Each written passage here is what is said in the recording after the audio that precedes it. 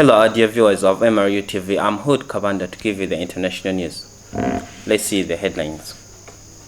Ukraine's economic growth may spell trouble for Poland. In Guinea, President Conde postpones vote.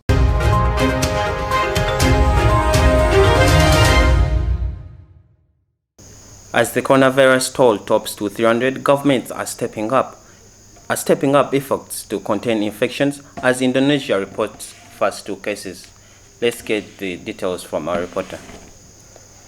Indonesia has announced its first 2 coronavirus cases as Iran reported 11 more deaths from the virus, bringing its death toll to 54, the highest outside China. The number of people infected in Italy, the center of the outbreak in Europe, jumped to 1,694, while the number in France increased to 130. With the Louvre in Paris voted to close the iconic museum, the Czech Republic, Scotland and the Dominican Republic have confirmed their first cases. In Kuwait, a health ministry official announced 10 new cases of coronavirus, bringing the total to a number of 56. In Australia, officials said a woman and a male doctor have contracted coronavirus, becoming the country's first cases of community transmissions in the country. In South Korea, the leader of church linked to about half of South Korea's more than 4,000 coronavirus cases apologized for the spread of the virus.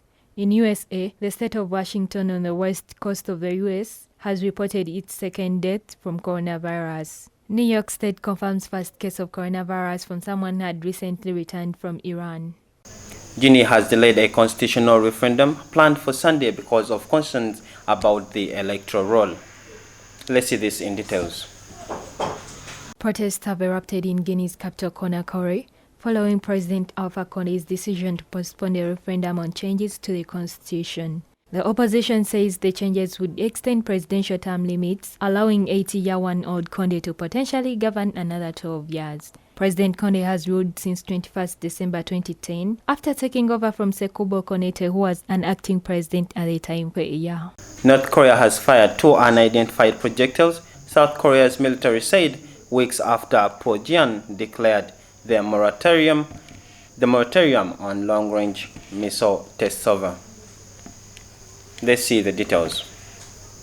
North Korea has fired 2 unidentified projectiles, South Korea's military said, weeks after Pyongyang declared its moratorium on long-range missiles tests over. The 2 devices were fired on Monday eastwards over the sea from Wonsan area of the east coast. South Korea's Joint Chief of Staff said the military is monitoring for additional launches and maintaining readiness. The statement added the projectiles flew over 240 kilometers, reaching a height of 35 kilometers, the military said. North Korea carried out a series of weapons tests late last year, the last of them in November, often describing them as multiple launch rocket systems, although others called them ballistic missiles. It also carried out static engine tests, most recently in December.